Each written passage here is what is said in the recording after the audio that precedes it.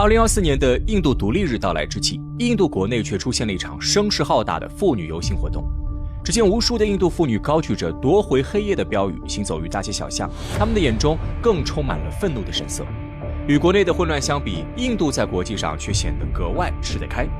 尤其在美国的战略里，始终将印度作为自己的朋友，更是制衡中国的利器。但美国对印度做出的这种判断，其实是一种严重的误判。正是因为美国对印度做出的这种误判，使得整个美西方都落入了一种尴尬的境地。甚至可以说，美国对印度做出的战略误判，从客观上加剧了自身衰落的速度。提到印度，绝大多数人的头脑当中一定都会联想到糟糕的种姓制度。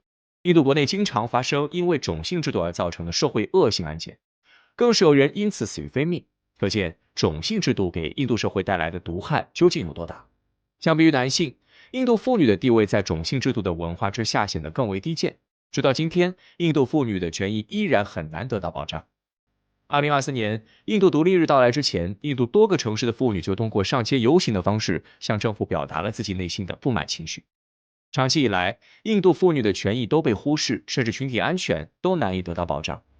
发生在2012年的印度黑公交轮奸案可谓是震惊世界，几名嫌犯以极其残忍的方式奸杀了一名女大学生。但这几名嫌犯在被警方逮捕之后，却没有丝毫的忏悔之意，仿佛这一切都是理所应当的。正因为这种龌龊的思想在印度社会内部很有市场，如今在印度的很多城市里，妇女都是不会在夜间单独上街的。这种糟糕的情况屡次受到国际媒体的关注，但印度政府却对此充耳不闻，视而不见。印度的精英阶层接受着西化的教育，并与欧美的精英人士来往密切，仿佛他们与底层的印度百姓并不生活在同一个世界之中。也正是因为印度精英阶层的这种表现，印度政府似乎也获得了西方各国的认可。于是，在美国等西方国家宣传机器的话术体系中，印度这个以暴力和犯罪而闻名于世界的国家，摇身一变就成为了所谓世界上最大的民主国家。但美西方对印度做出的这种判断，本质上是一种严重的误判。现如今，随着印度的负面新闻越来越频繁地出现在国际媒体的视野之中，美国也正在为他们对印度做出的误判付出代价。美国的对印战略还要从冷战时期说起，但与很多人想象当中的情况并不一样。在整个美苏冷战的历史时期内，美国一直都将印度当成南亚地区的敌对因素之一。因为在印度国父尼赫鲁的领导下，印度从英国的殖民体系中独立出来以后，就开始大力发展与苏联之间的外交关系。在苏联和印度外交关系总体稳定的情况下，美国人根本挖不动墙角。甚至在冷战时期，苏联领导人赫鲁晓夫为了拉拢印度，还亲自批准文件，让苏联给予尼赫鲁政府大量的援助。印度也在其国家宪法的条文当中加入了社会主义的字样。这些情况都让美国感到相当难堪。所以在冷战时期，美国选择扶持印度的邻国巴基斯坦，巴基斯坦的空军也是在美国的帮助下于冷战时期建立并发展起来的。但在美苏冷战结束之后，印度政府非常灵活地调整了自己的政治站位。而对于美国来说，印度在整个印太战略中的价值是不言而喻的。如果美国能够在冷战结束之后顺利将印度拉拢到自己所领导的阵营当中，对于美国来说，影响将会是极其积极的。而且印度和中国一样，都是人口超过了10亿的大国，大量的青壮年人口随时都可以变成工厂当中的劳动力。这让印度政府瞬间具备了可以被美西方阵营拉拢的政治价值和经济价值。出于美国自身印太战略的需要，美国很快就开始重视起了与印度之间的关系。印度在美西方媒体的口中很快就变成了全世界最大的民主国家，大批的美国企业更是将自家的生产线和工厂成批转移到印度，以便先一步获取更加廉价的劳动力资源。加上后来美国一直将中国视为潜在的敌人和威胁，印度作为中国的邻国，当然就对美国产生了更大的价值。这个时候，拉拢印度对美国来说就变得尤为重要了。因此，人们可以看到，进入新世纪后，从美国总统到普通的美国政客，都对印度表现出了一种和善的态度。这样做就是想让印度在美国的生态战略中替美国充当围困中国的棋子。2020年2月，特朗普不顾庞杂的国内事务，对印度展开了所谓的友好访问。2021年，拜登政府又公开发表声明支持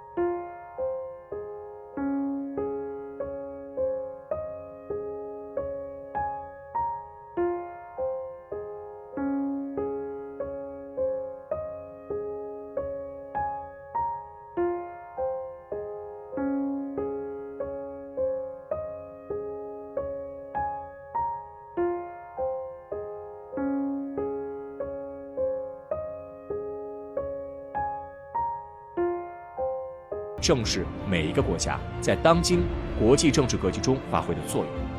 美国在过去为了打压中国，不断抬高印度的做法，更是将自己逼入了绝境。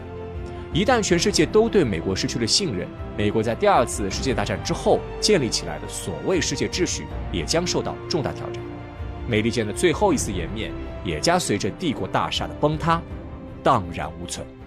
今天的美国终于明白，当年他们蓄意误炸了中国大使馆，我们为什么没有反击？因为明眼人都能看出来，这压根就不是误炸，而是精心策划、蓄谋已久的。什么样的误炸会把5枚导弹同时精准落在一个位置上？那个位置还是一座标识着中国国旗的使馆。那么当年到底发生了什么？我们又为何要忍气吞声呢？2024年，在美国最高权力的象征白宫里，已经很久没有散发出愉悦的气氛了。曾经那股子在全世界面前呼风唤雨的劲头也没了，取而代之的是所有人脸上的凝重。自苏联解体以来，他们已经好久没有遇到过如此严峻的情况，连拜登、布林肯、沙利文等人都愁眉苦脸，对当下美国的局势感到忧愁，尤其在面对中国的不断崛起时，更是坐立不安。对此，许多评论家表示，这一切都是美国咎由自取。还有人不禁想到25年前美国带头轰炸中国驻南联盟使馆的恶行，随即说出了这样一句话：不是不报，时候未到。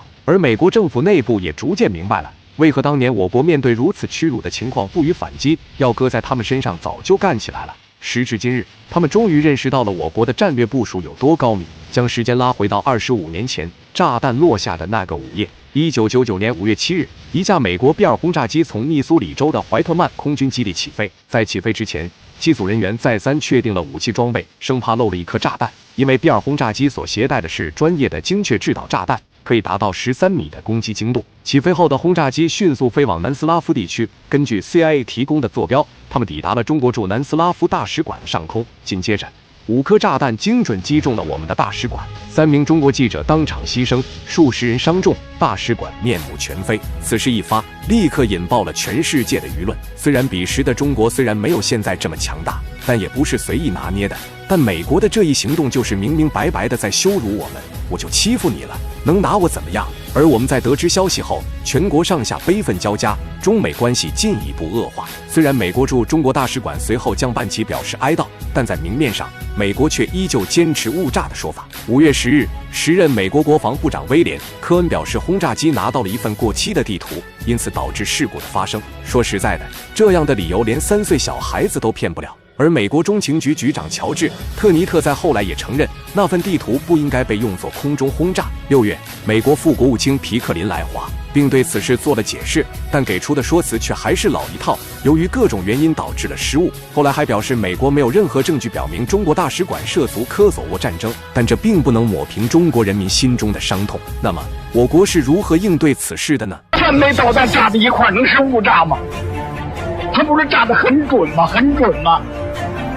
为什么一下就把3个炸弹都炸到中国大使馆来了？轰炸事件发生后，我国立刻对美国这一野蛮行为表示了强烈的谴责，并表示这是对中国主权的粗暴侵犯。在联合国中，我国驻联合国大使也公开指责美国的暴行，言称这是对联合国宪章和国际法的践踏，要求美国政府做出解释和赔偿。中美两国立即就如何解决展开了交锋。与此同时，中国社会各界无不悲愤交加，一时间爆发了大规模的游行抗议。汹涌的人群包围了美国驻华大使馆，要求美国必须给出一个说法。时任美国驻华大使詹姆斯甚至被堵在了屋里不敢出来。对此，时任美国总统克林顿10天后才想起来向中国道歉。随后在调查下，他们开除了1名 CIA 员工。1999年年底，美国与我国政府就轰炸事件达成了赔偿协议，向3名遇难记者和受伤人员进行450万美元的赔款。但注意，这些赔款是以自愿人道主义付款的名义划拨了，也就是说，美国仍然不是真心承认他们的罪行。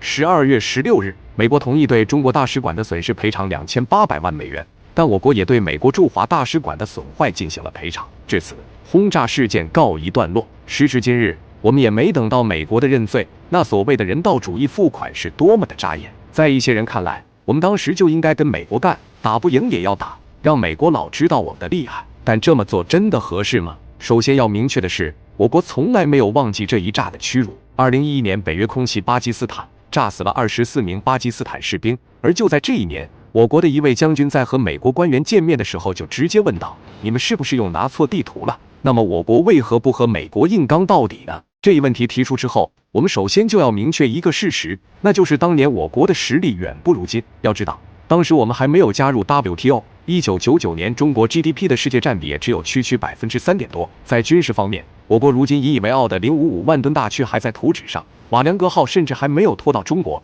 歼20距离首飞还有整整11年。可以说，当时我们只有近海的防御能力，美国航母但凡开到南海，那就是莫大的威胁。因此，如果我国真想以血还血，以牙还牙，那么首先就要考虑一个最重要的问题：我们怎么过去？中国和美国隔着一个太平洋，凭借我们当时的海军实力，如何跟对方的航空母舰抗衡？如果我们也炸美国的驻外大使馆，那我们和凶手又有什么区别呢？但是吃了这么大的亏，我们绝对不可能说算就算了。曾经的隐忍是为了今天的腾飞，幸运的是，如今我们已然强大。而事后我国的反击，才让美国感受到了什么叫做真正的难受。在中国，古人留下了很多智慧传于后人，什么卧薪尝胆、君子报仇10年不晚等等，这些可以作用于人，那当然也适用于一个国家。美国至今欠着中国一笔血债。25年前，美国的5枚导弹精准地落在了中国驻南斯拉夫大使馆，造成了3名记者身亡，事后狡辩是误炸。对此，我们没有选择武力反击。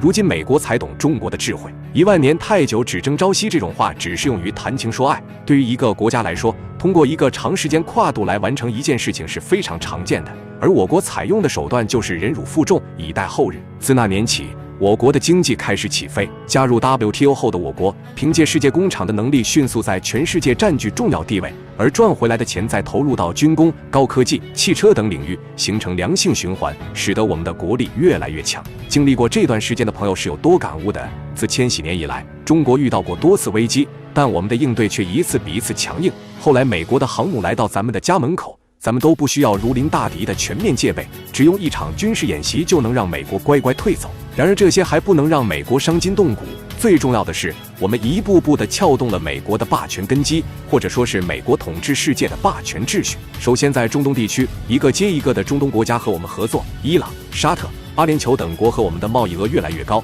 我国也帮助中东各国建立了不少设施，让他们逐步从石油的依赖中走出来。其中沙特就是最经典的例子。而在2023年，我国更是促成了沙特和伊朗这对死敌和解，这对美国来说可是强力一击。作为中东地区的扛把子，这两国一旦和好，那么中东就有和平的可能性，届时美国就会面对一个团结的阿拉伯世界。众所周知，中东可是美国全球战略中极其重要的一环，石油霸权就是在中东混乱的前提下实现的。而在亚洲地盘上，我国提出一带一路战略，让路上的国家都搭上了这班快车，大家都能赚钱，但同时我们却不要求一点的特权，这一招又让我们团结了一股强大的力量。同时，欧洲各国也被我国团结了一些，更别提我们还有塞尔维亚这个好兄弟。因此，从全局的角度来看，我们在不断地掀翻美国在全世界的霸权统治基础，向大家展示了和平发展该是什么样子的。而这正是对美国的真正致命打击。对于美国来说，它正是通过不断收割全世界来聚拢财富，同时辅以军事威慑。